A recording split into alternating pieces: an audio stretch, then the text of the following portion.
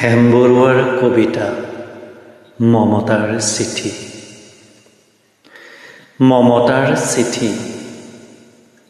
মৰমৰ এয়া মম এডাল জ্বলাই লৈছোঁ। আজি বহু দিনৰ মূৰত তোমালৈ চিঠি লিখোঁ বুলি। বাহিৰৰ উৰুঙা বতাহজাক আহি মমডাল কোবাইছে। চাওঁ, খিৰিকীখন জপাই দিওঁ। 7 বছৰৰ আগৰ কথাবোৰ তোমাৰ বাৰু মনত আছেনে? আমি যে নতুন জীৱনটোৰ পাতনি মেলিছিলোঁ।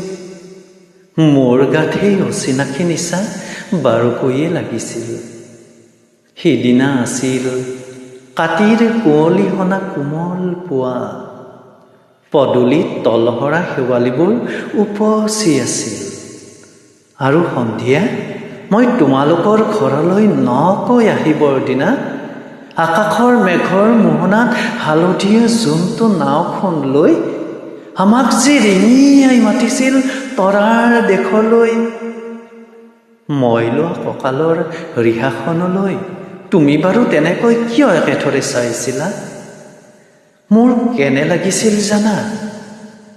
তুমি যেন কোনোবা দূৰ বিদেশৰ স্বপ্নাতুৰ আলোকৰ মানুহ, আৰু মই যেন তলসৰা এপাহ শেৱালি।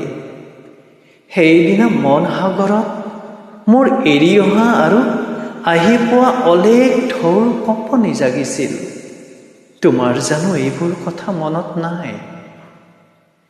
আমাৰ দেউতাই যে চিঠি লিখিছিল, আই তই নতুন ঘৰত হাঁহি মাতি থাকিবি।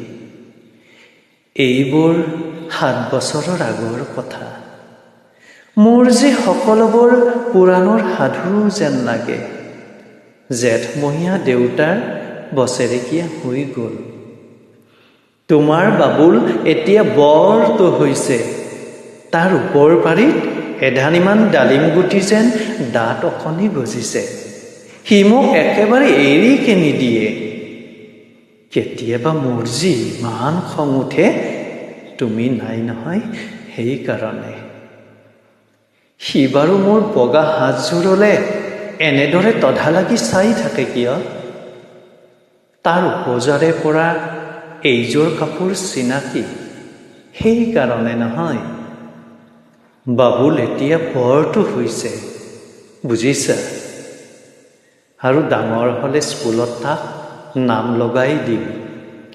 সি আঁতৰি থকা সময়খিনি মোৰ যে বুকুখন তেনেই উদং হৈ থাকিব ভাই।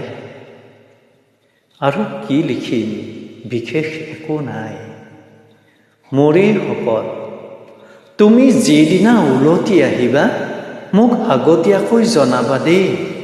মই ভোগ দৈয়েদি ভটিয়াই গৈ বুঢ়া লুইতৰ বুকুৰ পৰা তোমাক ৰিঙিয়াই মাতিম।